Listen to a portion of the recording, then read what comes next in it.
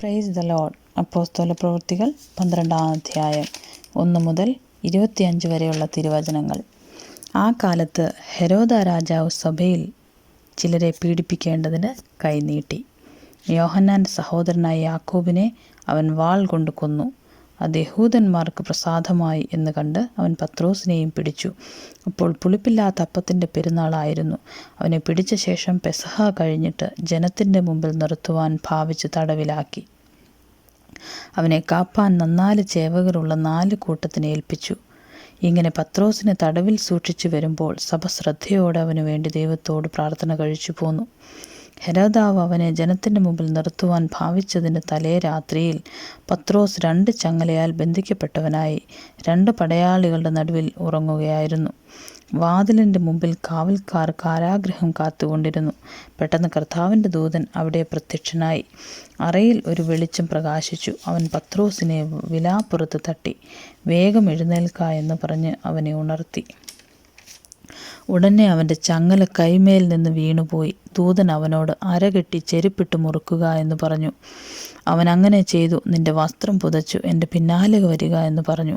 അവൻ പിന്നാലെ ചെന്നു. ദൂതൻ മുഖാന്തരം സംഭവിച്ചത് വാസ്തവമെന്നറിയാതെ താൻ ഒരു ദർശനം കാണുന്നു എന്ന് നിരൂപിച്ചു.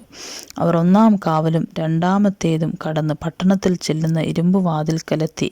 അത് അവർക്ക് സ്വതവേ തുറന്നു. അവർ പുറത്തിറങ്ങി ഒരു തെരുവ് കടന്ന് ഉടനെ ദൂതൻ അവനെ വിട്ടുപോയി. പത്രോസിന് സുബോധം വന്നിട്ട് കർത്താവ് തൻ്റെ ദൂതനെ അയച്ചു. ഹെരോദാവിൻ്റെ കയ്യിൽ നിന്നും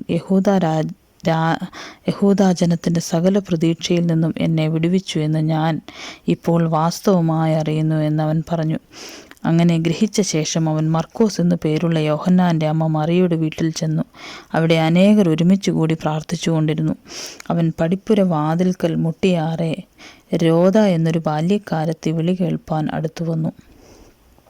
പത്രോസിൻ്റെ ശബ്ദം തിരിച്ചറിഞ്ഞു. സന്തോഷത്താൽ പടിവാതിൽ തുറക്കാതെ അകത്തേക്ക് ഓടി. പത്രോസ് പടിപ്പുരയ്ക്കൽ നിൽക്കുന്നു എന്ന് അറിയിച്ചു. അവർ അവളോട്, നിനക്ക് ഭ്രാന്തുണ്ട് എന്ന് പറഞ്ഞു. അവളോ, അല്ല, ഉള്ളത് തന്നെ എന്ന് ഉറപ്പിച്ച് പറയുമ്പോൾ അവൻ്റെ ദൂതനാകുന്നു എന്ന് അവർ പറഞ്ഞു. പത്രോസ് മുട്ടിക്കൊണ്ടിരുന്നു. അവർ തുറന്നപ്പോൾ അവനെ കണ്ട് വിസ്മയിച്ചു.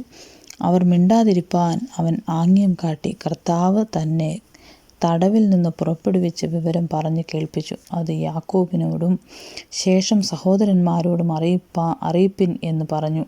പിന്നെ അവൻ പുറപ്പെട്ടു വേറൊരു സ്ഥലത്തേക്ക് പോയി. നേരം വെളുത്തപ്പോൾ പത്രോസ് എവിടെ പോയി എന്ന് പടയാളികൾക്ക് അല്പമല്ലാത്ത പരിഭ്രമമുണ്ടായി.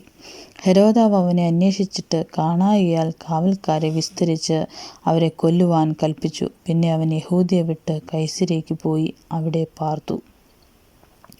അവൻ സോര്യരുടെയും സീദോന്യരുടെയും നേരെ ക്രുദ്ധിച്ചിരിക്കുമ്പോൾ രാജാവിൻ്റെ ദേശത്തു നിന്ന് തങ്ങളുടെ ദേശത്തിന് ആഹാരം കിട്ടി വരികയാൽ അവർ ഏക മനസ്സോടെ അവൻ്റെ അടുക്കൽ ചെന്ന് രാജാവിൻ്റെ പള്ളിയറക്കാരനായ ബ്ലസ്തോസിനെ വശത്താക്കി സന്ധിക്കായി അപേക്ഷിച്ചു.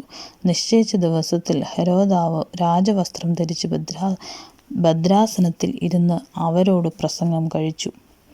ഇത് മനുഷ്യൻ്റെ ശബ്ദമല്ല, ഒരു ദേവൻ്റെ ശബ്ദമത്രേ എന്ന് ജനം ആർത്തു. അവൻ ദൈവത്തിന് മഹത്വം കൊടുക്കാകിയാൽ കർത്താവിൻ്റെ ദൂതൻ ഉടനെ അവനെ അയച്ചു. അവൻ കൃമിക്കിരയായി പ്രാണനെ വിട്ടു. എന്നാൽ ദൈവവചനം മേൽക്കുമേൽ പരന്നുകൊണ്ടിരുന്നു. ബർന്നബാസും ശൗലും ശുശ്രൂഷ നിവർത്തിച്ച ശേഷം മർക്കോസ് എന്നു മറുപേരുള്ള യോഹന്നാനെയും കൂട്ടിക്കൊണ്ട് യെരൂശലേം വിട്ട് മടങ്ങിപ്പോന്നു. ആമേൻ.